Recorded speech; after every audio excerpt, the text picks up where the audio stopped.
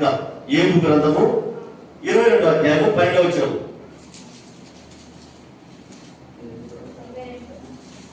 యోబు 22:12 తీయండి ఒకసారి. చూడండి, ఇక్కడ ఏమంటున్నాడు చూడండి. దేవుడు ఆకాశమంత మహోన్నతుడు కాడా, నక్షత్రముల ఔన్నత్యమును చూడుము, అవి ఎంత పైగా ఉన్నవి, దేవునికి ఏమి తెలియను. గాఢాంధకారములో నుండి ఆయన న్యాయమును కనుగొనునా, గాఢమైన మేఘములు ఆయన చాటుగా ఉన్నవి, ఆయన చూడలేడు. ఆకాశములో ఆయన తిరుగుతున్నాడు అని నీవు అనుకొనుచున్నావు.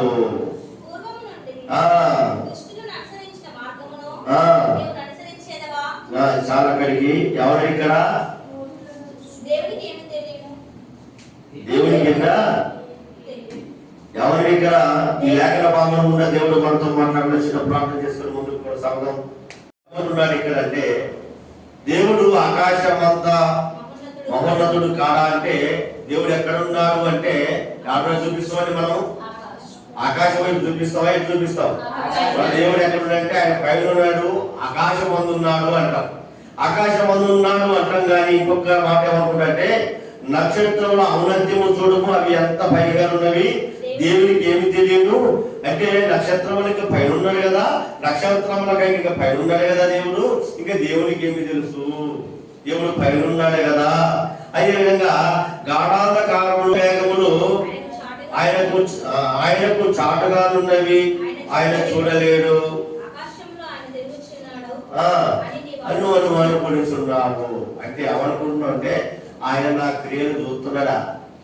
ఆయన ఎక్కడున్నాడు? మేఘం అడ్డం వచ్చి ఉంటుంది. గాఢాంధకారం మేఘం ఏమొచ్చింది? గాఢమైన మేఘాలు అడ్డం వచ్చినాయి. నా క్రియలు ఆయన చూస్తుండే, ఆయన ఆకాశం మంది ఉన్నాడే చూద్దాం ఉంటాడు, మేఘం అడ్డం వచ్చింది నేను చూడట్లేదులే అని నువ్వు అనుకుంటున్నావు. ఆయన చూస్తున్నాడా అంటున్నాడు. అన్నాడా? ఎక్కడ ఏం చేశాడు? ఇప్పుడు ప్రశ్ననా? ప్రశ్న వేశాడా? ఎవరు వేశాడండి? యోబు మాట్లాడా? ప్రశ్న ఇక్కడ యోబు గారు అన్నారు. మీరు అలా అనుకుంటున్నారు. దేవుడు ఆకాశమంతా మహోన్నతుడు కాడాని, దేవుడు ఎక్కడున్నాడు అంటే పైన ఉన్నాడు కదా, ఆయనకి ఇవ్వని తెలుసునా అని మీరు అనుకుంటున్నారు. కానీ ఇక్కడ ఒక మాట ఎవరితో తెలుసా? అసలు ఎవరిది? మొదటి ఎవరిది అని ఒకసారి ఇప్పుడు మీకు ప్రశ్న వచ్చింది. ఇక్కడ ఎవరండి? ఏమొచ్చిందండి ప్రశ్న? వచ్చిందా అని ప్రశ్న వచ్చిందా? దేవునికి ఏమి తెలియదు. మొదటి ఎవరు 3వ అధ్యాయం 20వ వచనం. మనము సత్య సంబంధులమని ఎక్కడంట ఎవరు? ఇక్కడ చూడండి ఒకసారి చక్కగా మీరు బాగా చదవండి. ఇందువలన మనము సత్య సంబంధులమని ఎరుగుదుము. దేవుడు మన హృదయము కంటే అధికుడై సమస్తమును ఎరిగి ఉన్నాడు గనుక మన హృదయము ఏ విషయములలో మన యందు దోషారోపణ చేయును, ఆయా విషయములలో ఆయన ఎదుట మన హృదయములను సమ్మతి పరచుకొందుము. ఇక 18వ వచనం, చిన్న పిల్లలారా మాట ఏం తెలిసింది? తెలిసిందా తెలియలేదా? జవాబు వచ్చిందా? ఆడొచ్చిందా? ఎవరండి జవాబు? ఎవరొచ్చింది? వచ్చిందా కదా? ఇప్పుడు ఎవరు వచ్చింది? ఇప్పుడు ఎవరు చెప్పాను? దేవుడికి తెలుసా మన యాత్రపై అనుకుంటాం. కానీ కింద ఎవరి ఆన్సర్ ఎవరంటే ఇక్కడ ఎవరి పంపిణీ ఎవరు రాశాడు? దేవుడికి సమస్తమును. అందుకే అంటున్నాడు ఇందులో గురించి మళ్ళా 18వ వచనం చూడండి. చిన్నపిల్లలారా మాటతోను ఏ చేతుడంట చూడండి ఇక్కడ ఏ చేతుడి? చిన్న పిల్లలారా మాటతోను నాలుకతోను కాక క్రియతోను సత్యముతోను ప్రేమిద్దాం. అలా ప్రేమిస్తేనే లెక్క. ఇందువలన మనము సత్య సంబంధమై ఎరుగుదుము. దేవుడు మన హృదయం కంటే అధికుడై సమస్తమును ఎరిగి ఉన్నాడు. దేవుడు మన హృదయం కంటే సమస్తమును ఎరిగి ఉన్నాడు. ఎరిగి ఉన్నాడా లేదా? ఎరిగి ఉన్నాడా లేదా? ఎరిగి ఉన్నాడా లేదా? మనం మాట్లాడుకుంటుంది ఎరిగి ఉన్నాడా లేదా? మనం మాట్లాడుకుంటుంది తెలుసా తెలియదా? మనం ఏం జరిగినా తెలుసా తెలియదా? మన క్రియలు చూస్తున్నాడా లేదా? మన ఆలోచనలు ఎరిగి ఉన్నాడా లేదా? మన తలంపులు ఎరిగి ఉన్నాడా లేదా? నువ్వు పండుకున్నటా నువ్వు లేచిన కూడా తెలియదు. తెలుసా తెలియదా? అందుకనే ఆయన అంటున్నాడు, నీ చర్యలన్నీ నేను బావుగా ఎరుగుదు. ఎవరంటున్నాడు?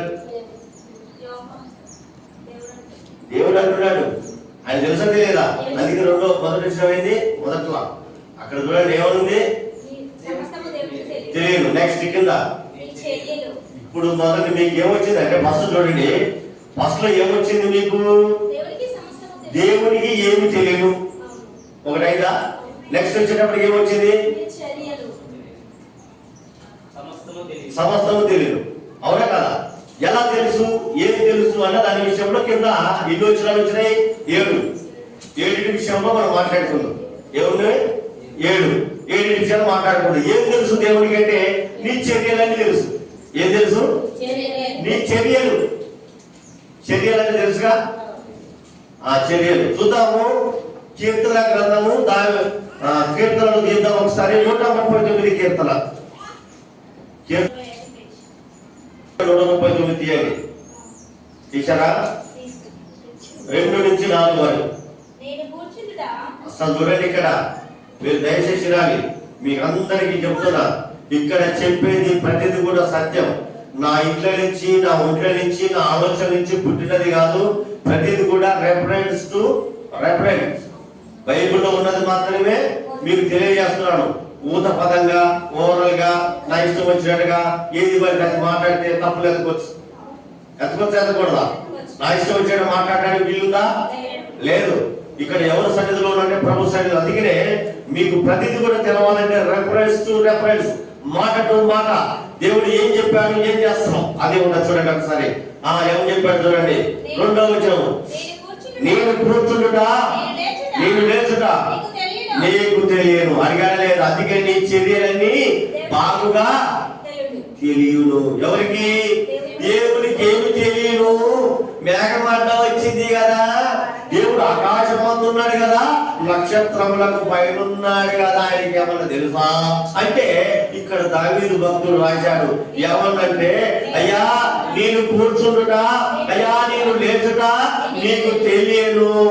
నాకు ఒక తలపు పుట్టక మునిపే నీవు నా మనస్సును గ్రహించి ఉన్నావు. నా నడకను నా పడకను నీవు పరిశీలన చేసి ఉన్నావు. నా చర్యలన్నిటిని నీవు బాగుగా తెలుసుకుని ఉన్నావు. ఇప్పుడు చెప్పండి సన్నాసుడు సంచిల బుడబొక్కులు పుట్టల ముసలమ్మ ముచ్చట్లు కట్టి పెట్టి పశువుల గ్రంథాన్ని చేత పట్టి ఇక్కడ మాటలు అక్కడ చెప్పి అక్కడ మాటలు ఇక్కడ చెప్పి వృధా లేదా మాట? యేసయ్య కూర్చు చెప్పాలే గాని అనవసరమైన మాటలు మాట్లాడుతున్నాయా? చెప్పుకున్నందులో ఎవరికి నష్టము? అవి దేవుడికి తెలుస్తున్నాయా తెలియట్లేదా? దేవుడికి తెలుసు. నీ చర్యలన్నీ బాగుంది. దేవుడు చూచుతున్న దేవుడు కనుక మనం ఏది కాసుకోవాలండి?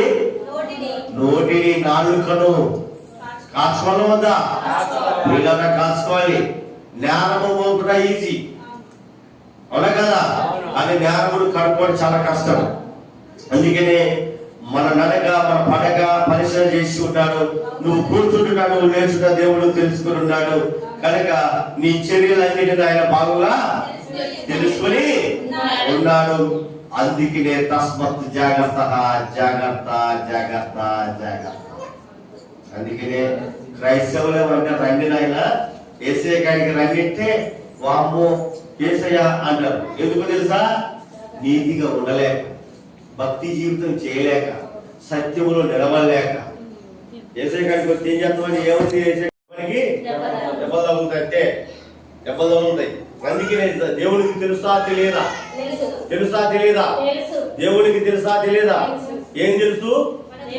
మన చర్యలన్నీ ఆడ చూశాను చెప్పండి. ఏం తెలుసు? భగవద్ది ఆడ చూశాను చెప్పండి. ఏం తెలుసు?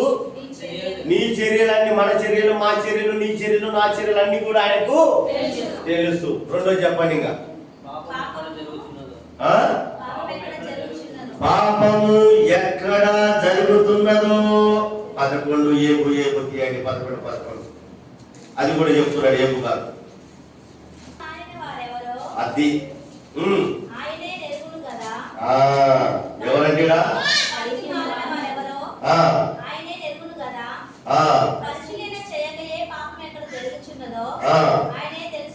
చూసారండి, ఏం చెప్పమన్నారా?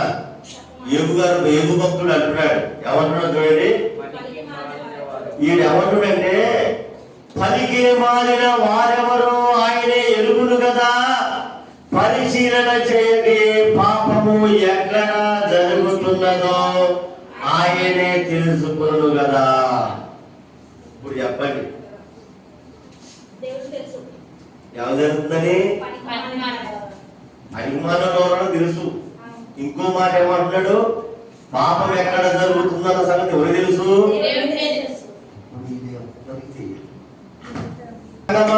ఇదిగో ఆయన నోరును కలగజేసిన దేవుడు, ఆయన మాట్లాడకుండా నీకు చెవులు కలగజేసిన దేవుడు, ఆయన చెవులతో వినకుంటున్నా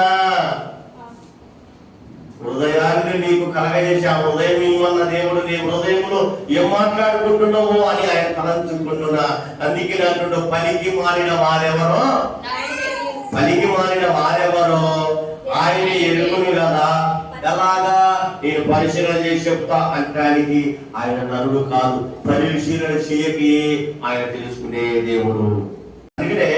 అందుకనే ఇంకో మాట, అందుకనే మనము పాపము ఎక్కడ జరుగుతుందో ఆయన కంపల్సరీ ఆయన తెలుసుకుంటాడు. నెక్స్ట్ 3:3 చెప్పండి. అంతే, హృదయంలో యుద్ధోపదేశ కాండం తీయండి. హృదయంలో ఏముందో తెలిసింది. ఇక్కడ మోషే భక్తుడు యుద్ధోపదేశ కాండంలో ఇశ్రాయేలుతో మాట్లాడుతూ 8వ అధ్యాయం 2వ వచనం